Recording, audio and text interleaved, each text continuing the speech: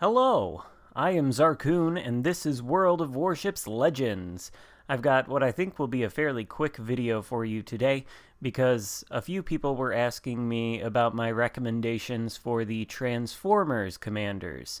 And of course, the commanders in the store right now that you see on the screen under the Transformers tab are the first wave of Transformers commanders.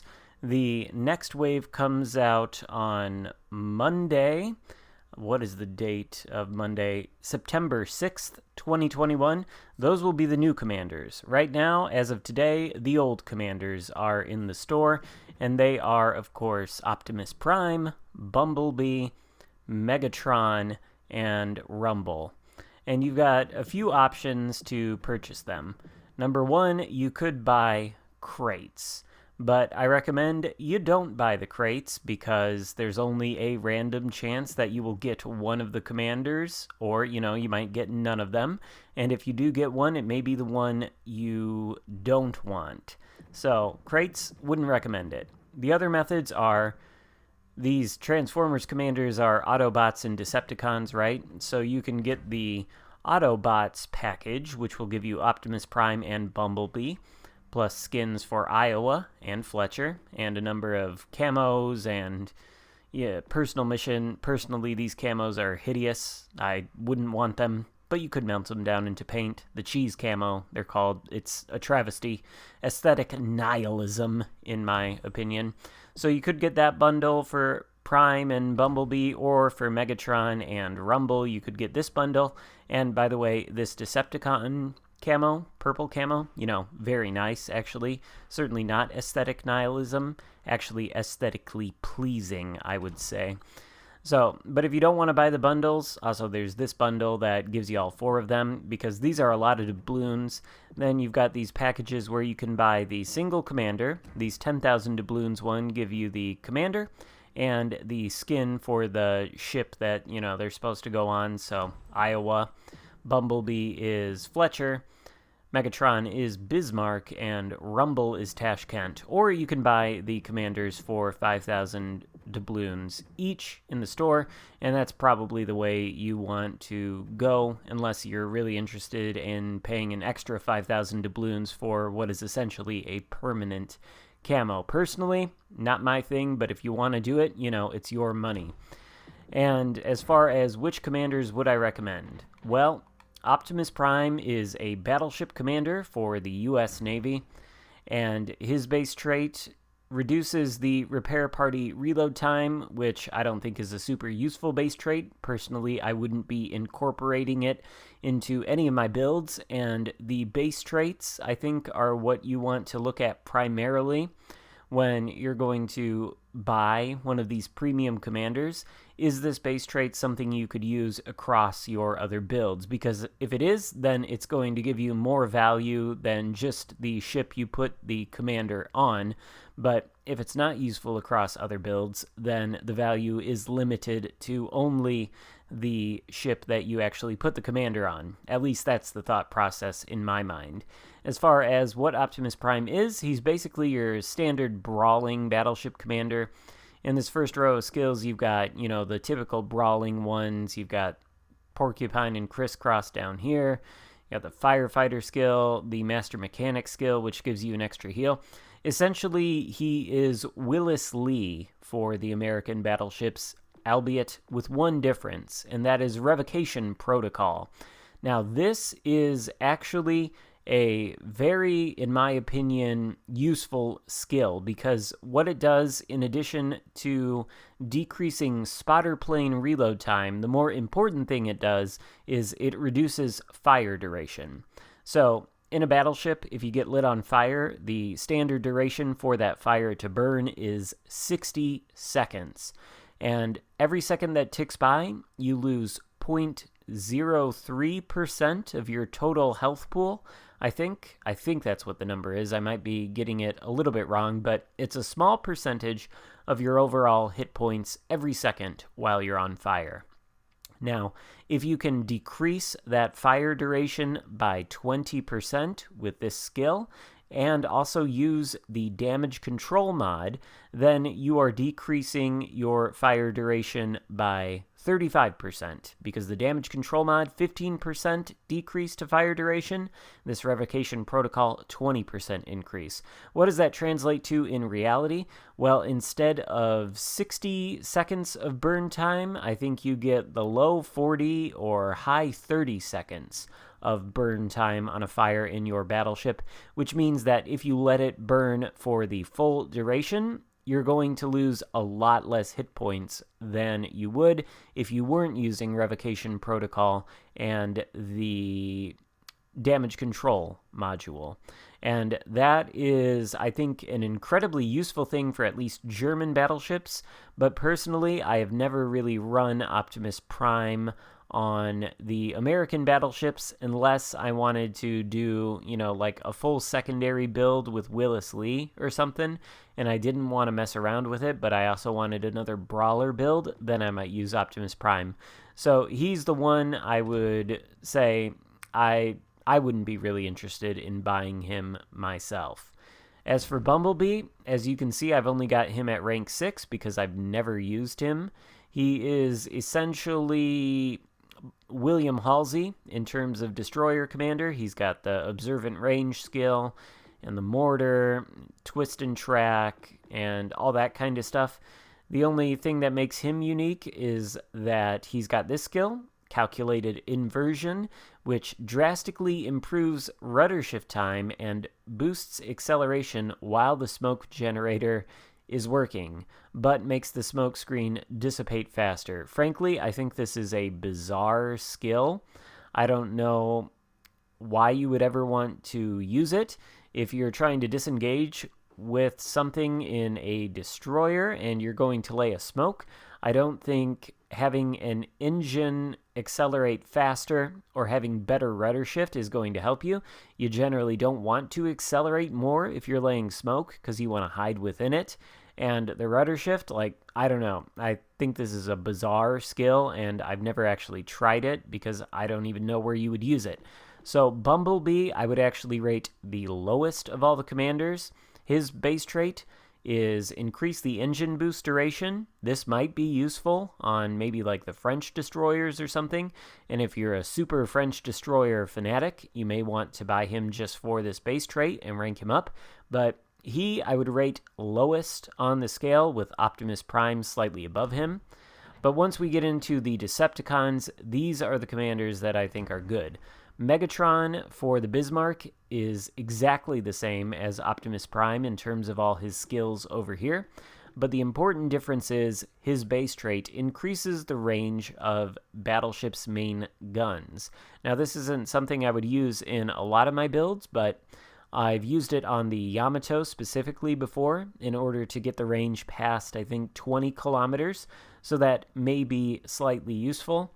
But I think Revocation Protocol on German battleships is more useful on those ships than it is for American battleships, because, with German battleships, you essentially want to get closer to your targets to, cause damage to them, and the act of getting closer often means you're going to be on fire more. So this is a very useful skill.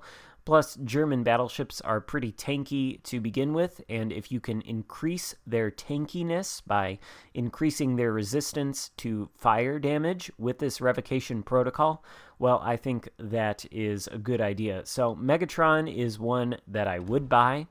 And finally, we have Rumble. As you can see, I have him ranked highest of all the commanders because he increases the range of the destroyer's main guns, which I think is an incredibly useful inspiration for the Soviet destroyers, the top tier ones, Tashkent, Khabarovsk. In fact, I think if you want to play those destroyers as they are meant to be played, that is long-range gunboat destroyers, not stealthy torpedo boats, because they simply aren't, and there's no reason you should even try playing them that way, because it's not optimal and it's not going to work out for you, despite what anybody else says. Sorry, that's a hill I'm going to die on. But This base trait is very useful for those destroyers, and I would recommend this guy just because of that. Essentially, apart from this base trait, he is Anton Gurin. This is the same set of skills as Anton Gurin, mostly gun-focused skills, including some skills that increase the AP penetration multiplier, and the sidestep skill, which further increases the range of the destroyer's main guns. So that is very useful. And as you can see, I have Anton Gurin up to rank 16, legendary level 4. Why do I have him up to that rank? Well, you've probably seen me talk about it before, but the Khabarovsk, if you put Gurin on there with the following build, Anton Gurin with the sidestep skill, and the Rumble Inspiration, then you get the range on the Khabarovsk's guns out to 15.3 well, actually not quite, because I'm running the Epic Booster of Battle Propensity flag, so take that off. And if we take a look at the range without that flag, then 14.9 kilometers, 15.3 with the flag. Tashkent with the flag, 14.3 kilometers. Ridiculous range on the destroyer, and frankly, if I were going to buy any of them, I would buy Rumble just because I love the Tashkent and the Khabarovsk, and I would want to use those skills in my build. And by the way, as I said, Rumble is basically the same thing as Gurin. All of his skills are really the same. Then you could theoretically rank Rumble up to rank 16 legendary 4 and essentially have yourself a free inspiration slot. You see, I have to use Rumble on Gurin in order to get that range up, but Rumble has sidestep and Rumble has that base trait, so you could do something else in your inspiration slots there. So those are my thoughts on the Transformers commanders as far as which ones I would recommend you buy. And I do think it's good that if you do want to buy them, you do not have to rely on RNG gambling loot box crates in order to get them. You can pay a flat fee of 5,000 doubloons. Now, whether you think this price is reasonable or not is another story, but it's there, and you can do it. However, I should say before we finish things up here that if you take a look at my commander rosters, we are starting to get a lot of premium commanders, whether they're the Warhammer guys like Justinian here, the Halloween guys like Einstein, Azur Lane, Transformers, frickin' King Kong and Godzilla, whatever it is, we're getting a lot of these. And I think at this point, some of these fake premium commanders outnumber the free-to-play historical figure commanders in these team rosters, and this, I think, is a problem. It's a problem because in order to get some really, really, really good skills, like, like Rumble for your destroyer gun range, well, you have to pay for it. It's not available to you otherwise, and if you don't pay for it and you don't have it, well, then you can't get the Khabarovsk's guns to range out to whatever I have them at, 15.3 kilometers. So there's that. But, that is not necessarily the biggest issue in my mind. Premium commanders, premium content. Okay, this is a free-to-play game. It has premium content.